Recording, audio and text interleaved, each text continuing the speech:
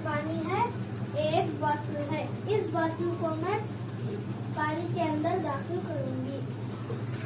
क्या इसमें पानी भरा? नहीं। क्यों? अब मैं इस बोतल को तिरछी करूंगी। क्या आपको इसके बुलबुले की आवाज सुनाई दे रही है? हाँ।